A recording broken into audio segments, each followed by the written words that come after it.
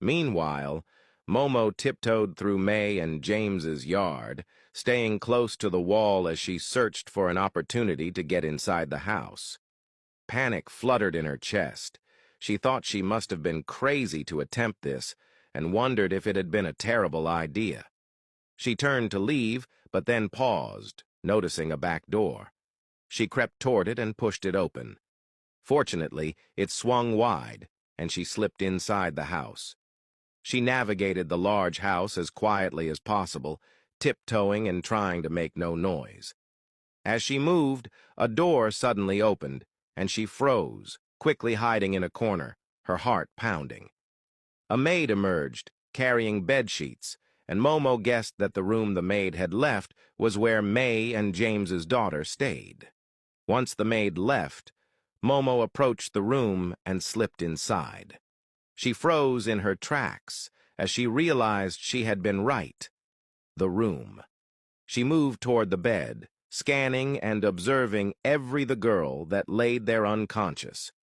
Her hands trembled as she took pictures, making sure to capture every part and angle from head to toe. She took out her diary and began taking notes. Suddenly, she heard footsteps approaching. Panic surged through her. She looked around, considering fleeing, but realized that running would almost certainly get her caught.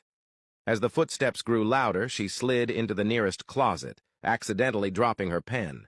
Just as she reached to grab it, the door opened, and May walked in. Momo pressed herself against the wall, covering her mouth to keep silent. She watched as May sat beside her daughter, gently brushing her hair.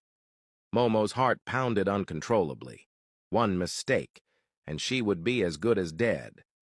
Trembling, she grabbed her cell phone and opened her father's contact details. She hesitated for a moment before sending a message, pleading for help. Meanwhile, Liwei made his way into the house, scanning for Amara, but she was not there. He immediately grabbed his cell phone and tracked her using her digital bracelet. Seeing that she was still some distance from home, he assumed she was still with Kai.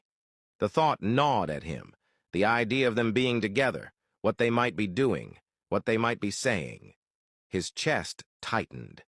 He grabbed his car keys, ready to rush out, but stopped himself. He refused to act impulsively. He told himself he could control it. He turned on the TV, trying to distract himself, but it only made things worse. Every channel was filled with news about Kai and Amara. Frustration and jealousy coursed through him. He poured himself a glass of whiskey, lit a cigarette, and stepped onto the balcony, letting the